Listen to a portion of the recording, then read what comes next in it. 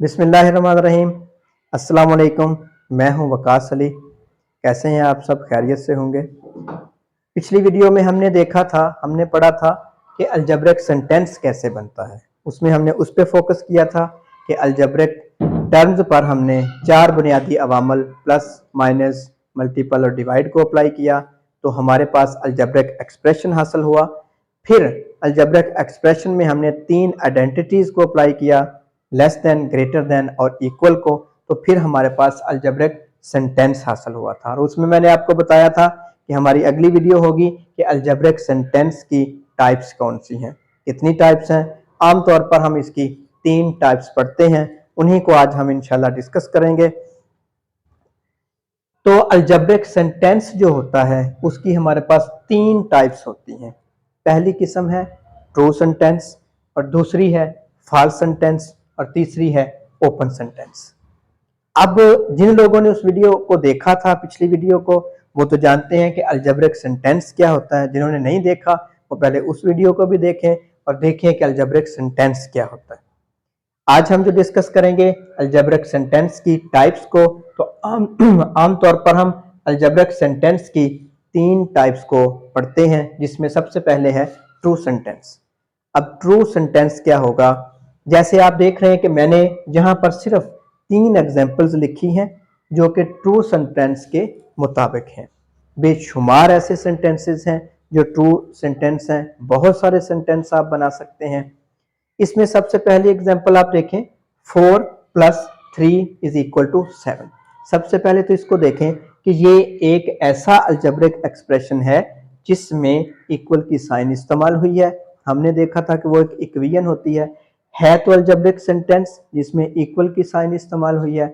सबसे पहले हमने इसमें यह देखना है कि 4 + 3 = 7, कि 4 + 3 = 7 के होता है। हमने इस बात को देखना है कि क्या ये बात वाकई ठीक है कि 4 + 3 = 7 के होता है। तो ये बात बिल्कुल ठीक है कि अगर हम 4 में 3 को जमा करें तो बराबर 7 के होता है। तो इसमें क्या हुआ, हमारे पास जो दोनों साइड थी, जो एक साइड इक्वल से पहले थी और एक साइड इक्वल के बाद थी, तो हमने इक्वल की पहले वाली साइड लेफ्ट हैंड साइड को देखा और राइट हैंड साइड को देखा।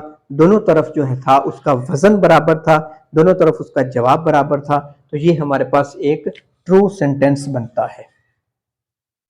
इसके बाद दूसरी एग्जांपल देखें जिसमें इक्वल की साइन तो नहीं आई, ग्रेटर देन की साइन आई है, लेकिन है तो अलजेब्रिक सेंटेंस। अब इसमें देखते हैं जी क्या होगा।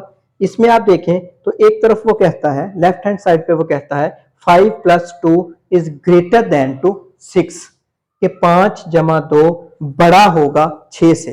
तो हम इसको बकायदा सॉल्व करके देखते हैं कि 5 + 2 > 6। तो वाकई ये बात ऐसी है कि इसकी ये जो लेफ्ट हैंड साइड है, जिधर 5 + 2 है, इसको अगर हम जमा करें तो ये 7 बनता है। तो ये वाकई ही ग्रेटर देन किससे है? 6 से है। तो ये भी एक ट्रू सेंटेंस है। तो इसके बाद हम देखते हैं जी तीसरी एग्जांपल जो लिखी है, उसमें इक्वल की साइन भी नहीं है, ग्रेटर देन की भी नहीं है, उसमें लेस देन की साइन को इस्तेमाल किया गया। तो 7 - 4 जो इसकी लेफ्ट साइड पे है वो लेस देन होगा 5 से। तो हम इसको सॉल्व करके बकायदा अगर देखें तो 7 + 3, 7 में से हमने 7 - 4, 7 में से हम 4 को माइनस कर दें तो बाकी हमारे पास 3 बचता है, जो कि वाकई लेस देन किससे है?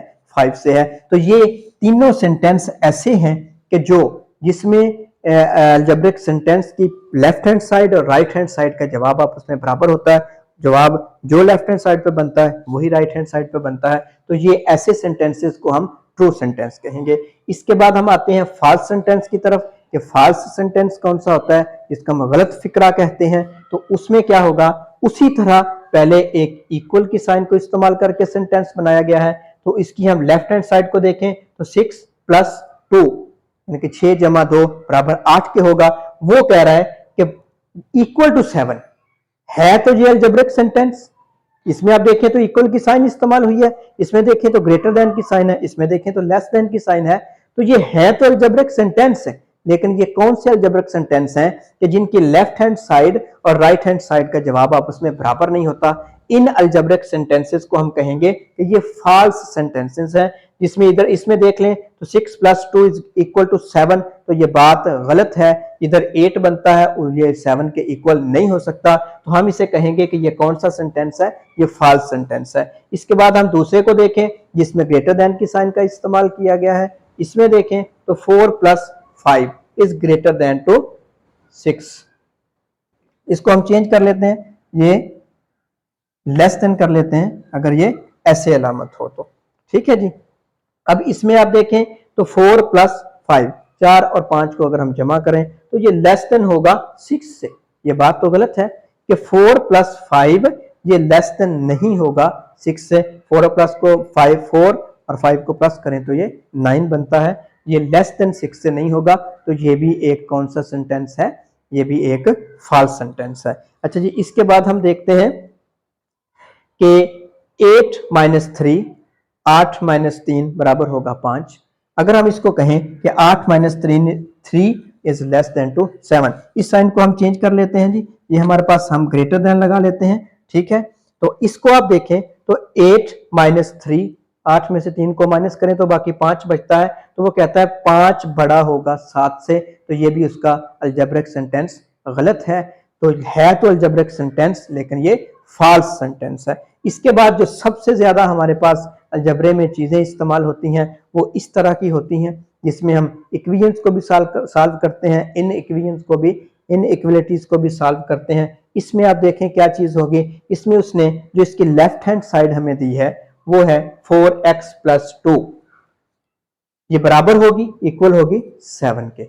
अब यहां पे देखें, ये एक ऐसा सेंटेंस है जो है तो अलजेब्रिक सेंटेंस लेकिन इसका फैसला नहीं किया जा सकता कि 4x + 2, x इसमें वेरिएबल आ गया, इसका फैसला नहीं किया जा सकता कि इसकी लेफ्ट हैंड साइड और राइट हैंड साइड आपस में बराबर है। कब तक फैसला नहीं किया जा सकता, जब तक हमें इस x की वैल्यू का, इस वेरिएबल की वैल्यू का पता नहीं होगा, तब तक हम इसकी दोनों साइडों का फैसला नहीं कर सकते। तो यहां पे हमें x की वैल्यू का पता होगा तो फिर ये फैसला होगा कि इसकी लेफ्ट हैंड साइड और राइट हैंड साइड आपस में बराबर है कि नहीं, ये ट्रू सेंटेंस बनता है या फॉल्स सेंटेंस बनता है। तो ऐसा सेंटेंस जिसमें वेरिएबल को इस्तेमाल किया जाता है, ऐसा अलजेब्रिक सेंटेंस जिसमें वेरिएबल आ जाता है, x y z आ गया, कोई भी वेरिएबल को वो इस्तेमाल करता है तो उसका फैसला नहीं हो सकता, तो ऐसे सेंटेंस को हम ओपन सेंटेंस कहते हैं। इसमें भी आप देखें जी, 3x + 5 > 8। अब हमें तो नहीं पता कि x की वैल्यू कितनी है, जब तक हम x की वेरिएबल की वैल्यू को दर्ज नहीं करेंगे तो तब तक क्या होगा, इस अलजेब्रिक सेंटेंस को हम बता ही नहीं सकते कि ये ट्रू है या फॉल्स है। तो ऐसा अलजेब्रिक सेंटेंस जिसको देखने से फैसला नहीं किया जा सकता कि ये ट्रू है या ये फॉल्स सेंटेंस है, तो ऐसे सेंटेंस को हम ओपन सेंटेंस कहते हैं। इसी तरह तीसरी एग्जांपल देख लें, तीसरी मिसाल में आप देखें तो 7x - 2 is less than to 9, 7x - 2 छोटा है 9 से। अब हम इसका फैसला नहीं कर सकते, कब तक, जब तक हमें x की वैल्यू का पता नहीं होगा, क्योंकि x की वैल्यू, x यहां पर एज ए वेरिएबल इस्तेमाल हुआ है, और वेरिएबल क्या होता है, इसकी वैल्यूज चेंज होती रहती हैं। और हमारा इंशाल्लाह जो इससे अगला लेक्चर होगा, अगली वीडियो होगी, वो कांस्टेंट और वेरिएबल्स पर ही होगी, जिसमें आप देख सकेंगे कि कांस्टेंट क्या होता है और वेरिएबल क्या होता है, ठीक है जी। और फिर उसके बाद हम वेरिएबल्स को एडिशन करने के, उसको मल्टीप्लिकेशन करने के रूल्स को देखेंगे, और उसके बाद हमारे एक्सपोनेंट्स के रूल्स आएंगे। इसको एक बार फिर से दोहरा लेते हैं। अलजेब्रिक सेंटेंस की 3 टाइप्स हैं, ट्रू सेंटेंस, फॉल्स सेंटेंस और ओपन सेंटेंस। आम अल्फाज में ऐसा सेंटेंस जो कि सही साबित होता है कि उसकी लेफ्ट हैंड साइड और राइट हैंड साइड आपस में बराबर हैं, इसको हम सॉल्व करके ये फैसला कर सकते हैं कि ये दुरुस्त है, वो ट्रू सेंटेंस होगा। और जिसकी लेफ्ट हैंड साइड और राइट हैंड साइड बराबर नहीं होती वो हमारे पास फॉल्स सेंटेंस बनता है। जैसे 6 + 2 बराबर होगा 7 के, तो ये एक फॉल्स सेंटेंस होगा। इसी तरह ओपन सेंटेंस कौन सा होगा, जिसका कोई भी फैसला नहीं किया जा सकता कि ये ट्रू सेंटेंस है या फॉल्स सेंटेंस है, क्योंकि उसमें वेरिएबल का इस्तेमाल किया जाता है, और वेरिएबल की कीमत कभी कुछ तो कभी कुछ होती है।